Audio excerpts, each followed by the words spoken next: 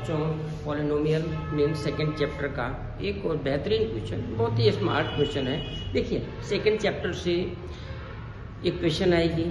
उसमें आपको zeros find करने पड़ेंगे और वेरीफाई देयर रिलेशन, कम से कम 2 या 3 मार्क्स का। ये एक इम्पॉर्टेंट क्वेश्चन है। मैंने आप लोगों को यहाँ इक्वेशन जो दे रखी है, ab x square plus b square minus AC x minus का BC, मैंने इसको जीरोज फाइंड करने के लिए इसके ब्रैकेट को मैंने ओपन कर दिया, तो ये b square x minus AC x minus का BC, यहाँ कॉमन आ रहा था हमारा bx, तो ax प्लस b, यहाँ से कॉमन आ रहा था हमारा c, तो ये ax प्लस b,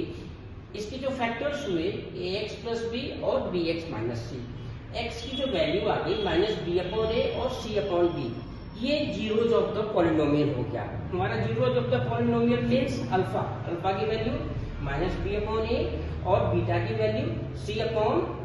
b, ये वैल्यू c अपॉन b।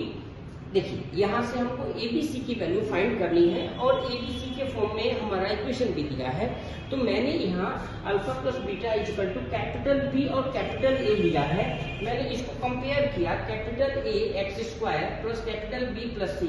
यानी कैपिटल A की जो वैल्यू है AB, कैपिटल B की value B square minus AC और C की वैल्यू माइनस का BC। हमको चेक करना बहुत आसान है, alpha plus beta minus b upon a, ये अल्फा की वैल्यू, ये बीटा की वैल्यू, ये बी की वैल्यू और ए की वैल्यू। बी और ए कैपिटल मैंने इसलिए लिया है क्योंकि ए और बी स्मॉल के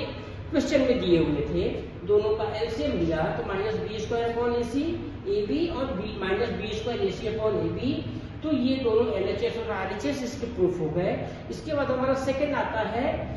प्रोडक्ट ऑफ द जीरो, यानी alpha plus beta C upon a, ये अल्फा की वैल्यू, बीटा की वैल्यू, सी की वैल्यू, ए की वैल्यू, दोनों की वैल्यू सी अपॉन ए और सी अपॉन ए।